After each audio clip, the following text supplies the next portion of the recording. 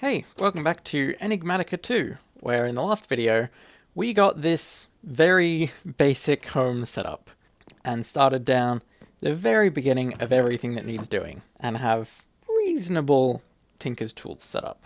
And in this video I'm just going to be expanding on that a bit. The main thing that I have planned is I just want to start getting to higher tier harvest levels, because that's locking quite a lot of things. I can't do IC2 until level 3. I can't do Thorncraft until level 5. I'm not sure which harvest level is iron. I'm not sure which one is diamond. I'm not sure what these mean. An arbitrary numbers is kind of weird. I can probably figure it out from this. Although this doesn't give numbers. All I know is that Soda's Quartz is next. And I think iron is level 3? I don't know. I just need to jump in the mines and go for it. Before I set off, I'm going to make myself a bunch of torches, and I'm going to bring the tool station and some copper with me to repair my tools.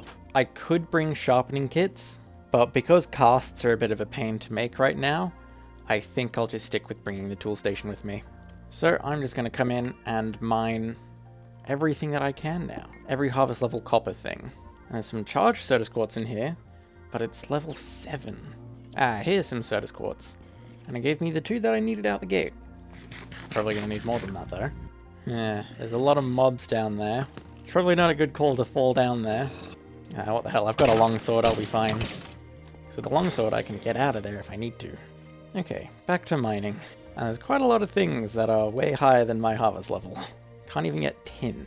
You know what, it's probably worth me going back and upgrading to Certus, because there would be a lot more things that I can mine. And this time, I want to see exactly what happens when I use a sharpening kit. Because previously, I didn't want to use it, because I thought it would use a modifier, but it doesn't look like it does.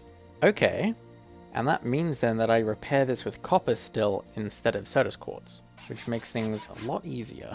So now I can come back to the mines and get a bunch of the stuff that I've missed. And it seems like not immediately going down to the deepest part is quite a lot better, because I'm finding a lot more iron and Soda's Quartz. And I think, again, I'm going to upgrade to iron before I go back down. So I'll just smelt up some iron, and I'll make a new pickaxe head this time. And let me see. Yeah, it does just let me swap this out. Cool. Does mean now I have to repair it with iron. That's why I smelted up a bit extra. And when I'm done here, I could probably make a tool forge. Actually, I could even do it now. Yeah, I've got just enough. All I need is 4 iron blocks. And I can use that with my spare seared bricks to make a tool forge. And that unlocks a whole bunch of new things for me to make. And I'm wondering if I make a hammer? No, I'll hold off on that for now. I'll just go back to mining. Oh, and wait a minute. My own pickaxe is still only level Certus? I think it's because I put a sharpening kit on it. So I'm going to have to make an iron sharpening kit after all. There we go. Iron fortified. What am I looking for next? Lead. Seem to remember finding some lead down here. Yeah, there's some. Yeah, there's plenty. Ooh, and there's gold. And it's mining level Certus. I was expecting gold to be a much higher tier thing, because that's locking reusable molds. And I guess molds themselves aren't terribly hard to get, because clay is pretty cheap. It's just a bit of a pain. Well then, if I've got a bunch of lead, and I've got gold to make some permanent casts, I may as well go back again. And I think in this instance, I do just want to use a lead sharpening kit, because I want to be able to repair my pickaxe with iron. I guess I can go through and make a bunch more molds now. I think I've got enough gold for 6 molds? Yeah, looks like it. I should have made an ingot mold. Ah well, I'm going to be getting plenty more gold along the way. And before I go, I'll just make a pattern chest to hold all these casts. And again, upgrade the pickaxe, and back down the mines. This time I'm looking for osmium, and that's going to be the last harvest level I need before I can go into Thorncraft. And there's some osmium right here. Ooh, I found redstone. That could be handy. Ooh, and there's some lapis here. And plenty of gold. And finally, diamonds. I can get a bunch of them, although my inventory's full. Diamonds are sort of the main thing I was after down here. I guess I can keep looking around a little bit more. And my pickaxe broke. I guess that's as good a sign as any that I've been down here long enough. So I'm just going to make my way back. I can still mine some things along the way, but I've got what I came here for, so I am happy. And now I wonder... No, it doesn't increase the mining level anymore. Ah, maybe because I've got a sharpening kit on it, but it still massively improves my durability. I think it is just a flat plus 500. Well, now I can finish making those casts, and I'll make that pickaxe sharpening kit. So now I have harvest level 5, and it's still on my mind. I just want to check. If I make a new pickaxe, it's terrible because it's all stone. Does a diamond? No, it doesn't upgrade the mining level. I'm glad I checked that. Well, I'll just throw that away. I don't need a crappy stone pick. Oh, wait a minute. I already had diamonds. Right, because I found them in the village. Oh well, I found them legit now. Okay, so that's all of that done. And I've got a bunch of rewards to select. Got a copper hammer. Ooh, lava clay bucket. Nice. I think I'll go bronze ingot. Ooh. And you shuffle ahead to shovel, so it's not great. But it could massively improve my shovel if I care about that. But then I'd have to repair it with that material. Night slime is very good, but I'm not going to be able to get it for a while. Electrum I could get. What do I need for alumite? Aluminium, iron, and obsidian. So that's probably not far. And just to check, night slime, all I'm missing is purple slime. And if I find the right sky island, I could do that. Yeah, alumite might be further off than night slime is, so I'm going to take that. And now I've got a cool purple shovel. Okay, so that's that done.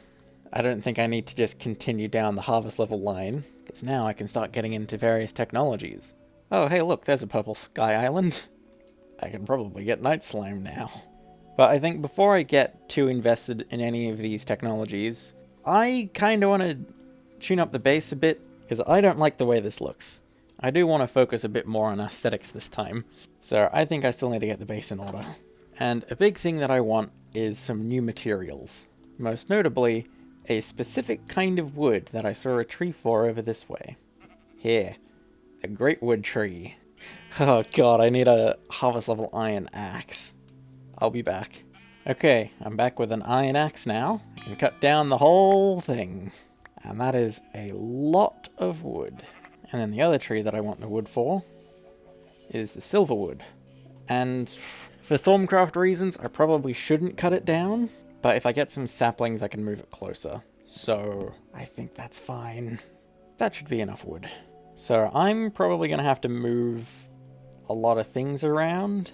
It's going to take me a while to empty out this smeltery, but I've got to do it if I want to move this around. Otherwise it'll delete all the contents of it. There we go, that's the whole thing clear. Now I can take it all down and move it. I think for the time being, I'm just going to hang on to this, because I want to focus on the main house for a minute. I don't have a solid design in mind, but I can probably just free flow this and figure something out. I think the first thing is the spruce wood has got to go. It doesn't really fit. And I know the great wood is much the same problem. Oh, and the actual planks themselves are very dark. And I don't actually like those silverwood planks. How does the silverwood log compare? Nah, too bright. But I reckon the great wood, it still looks a bit nicer than the spruce. A bit softer. How does it fit with the spruce planks? Reasonably nicely. I think I might rebuild this in spruce then, because it works much better with the great wood. Well, that's everything torn down. Now I need to rebuild it. And if I'm already rebuilding, I can go a bit bigger.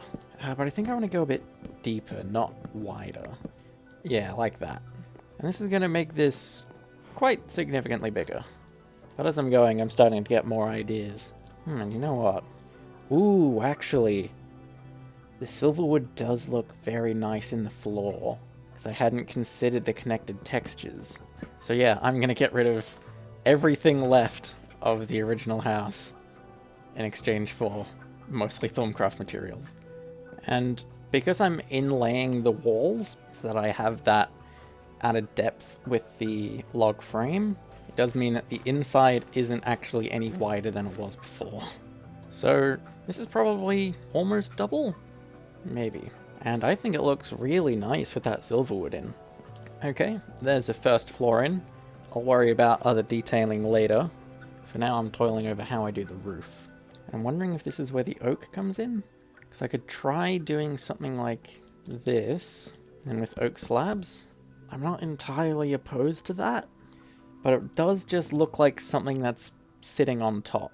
it doesn't look like it's part of it. I guess that's where detailing can fix things up. Just for the sake of experimenting, I think it looks worse in spruce. Because that little divot is lost when everything's the same texture. So I think I'd do it out of oak. Or I could do it out of birch. That feels like it works better. It goes with the flooring a bit. I think I'd do it out of birch. I think this works quite well. Now I'm worried that the spruce is a bit dark, but then it'd look a bit out of place on the outside. It's just a bit of a push and pull, and I don't want to just resort to making everything out of oak again. I don't have enough silver wood to be able to make the roof out of that. Let me see how I feel when I put windows in, because that does cut down on how much spruce there is quite considerably, and it doesn't change the effect from the outside. The windows do just make it feel better in here. I've definitely gone a bit overboard with the windows. I can seal it up a bit more. Yeah, I quite like that. I'm quite pleased with this. So I think I'm going to move a lot more things into place then. Okay, now that I've cleared this up a bit, I want to move on to upstairs. And because I've got this mismatch of wood, I'm not entirely sure how to go upstairs. A staircase would look weird because the material would just suddenly change. Maybe I'd like that.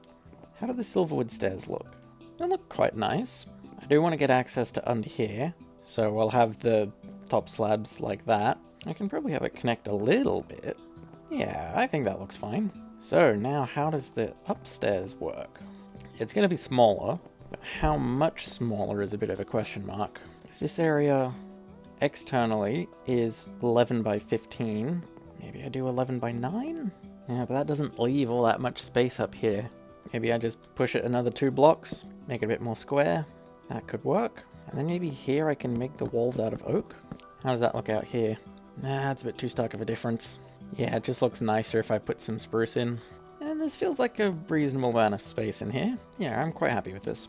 You just need to get a little bit more spruce wood, because some of these windows are feeling a bit too big. Yeah, that's nice. Then what do I do for the roof of this room? Is this where oak comes in? Because I didn't mind the oak before. There's a bit of buggy lighting going on because it's nighttime now. But I feel like the oak works when it's got the birch ground. Although during the day, it does look a little bit worse.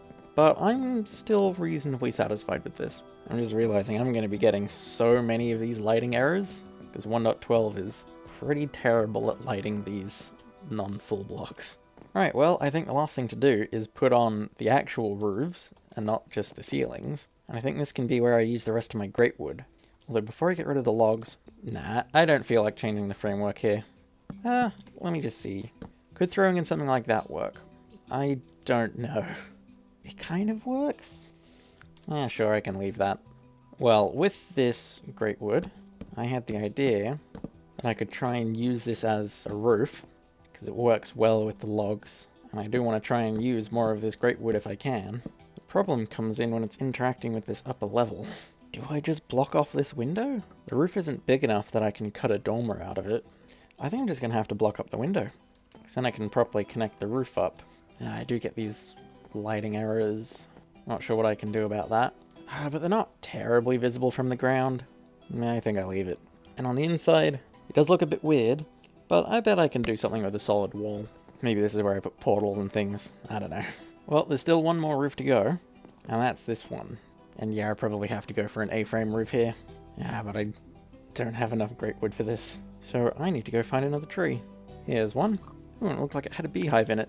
But that should be more than enough grate wood to finish this. And that's the roof done. Haven't filled in the middle bit there. I can put that in with just a little bit more spruce. And that should be this done. How does it look? I don't know if I like that. It looks fine from the side. From the back you get kind of the same thing. The A-frame feels too big. I might want to switch this out to being a slab roof. Or maybe I can curve it. How's that look? It does fix it a little bit, but it's still got that height to it. There we go, I think that works. Just shortening it one more. There we go, that's everything all fixed up. And that should be the house more or less done for the time being.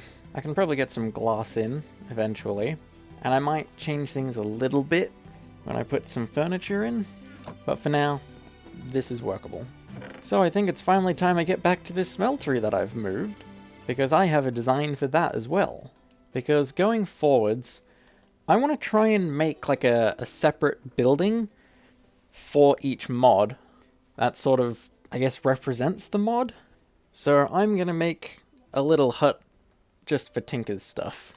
And I have a design that I think pretty much everyone is going to see coming. But I'm going to need a bit more wood. And I'm going to need some cobblestone as well. I'm just going to lay down a different floor here. The main thing that determines how this lays out is going to be where the smeltery goes. I can put the smeltery in there. And I want more of like a freestanding wall. So I'm not going to connect that to the roof. And the roof itself is going to be a little bit of a rickety thing too. And eventually, this roof is going to connect up to the smeltery. Because the smeltery is going to go bigger. This is just what it's going to be for now. But I think that's the basic feel of the roof. Yeah, and I like this effect that the wall does feel separate. It doesn't feel like it's part of the same structure. It feels at home, but it feels separate from these logs holding the ceiling up. And then I think, of course, I'm just going to move all the Tinker's stuff over. Yeah, I feel quite happy with this. Eventually, when the smeltery gets bigger, it'll fill this out, and it won't feel like the roof is so janky. I like the fact that the smeltery does kind of hang out the edge of it, because this is the core part of the structure. The area where you can access the fuel, and all of the actual smelting bits, and forging. You know what? There, I can make this bigger. You can see that it does connect up, and it feels nice. So that's going to be my little Tinker's area. It was a bit smaller in my head, but it's a bit hard to fit the smeltery in a small place and not have this little bit feel cramped. So I'm happy with that. And the big main one, the whole house, I'm reasonably happy with that too. As I was building it, I wasn't too sure on the difference between the woods, but now that I've had time to just kind of sit with it as I've continued to build, I quite like it. I think the silverwood works better than any of the other woods, but silverwood is a bit hard to come by. So maybe I'll swap this out at some point, but I'm fine with how things are. And I think that's all I'm going to do in this video. I know there wasn't that much forward progress, because the big thing that I wanted to get done was to actually build something more substantial here, and to set things up for the future. And I've just had a cool idea that I can't ignore. I can just make a cool little pathway connecting this up. But that's it. I just had that idea in the moment and I wanted to do it. I don't think I've really got that much else to say. Happy with the progress. And now that I've unlocked some of this stuff, next time I can actually start working down some of these tech trees. I'm not entirely sure what to do first. Maybe immersive engineering? I don't know. I'll see. Whichever one seems to be more useful. But they all seem useful. I don't know. I'll figure it out for next time. But for now, I'm done. So I'm going to call the video here. Bye.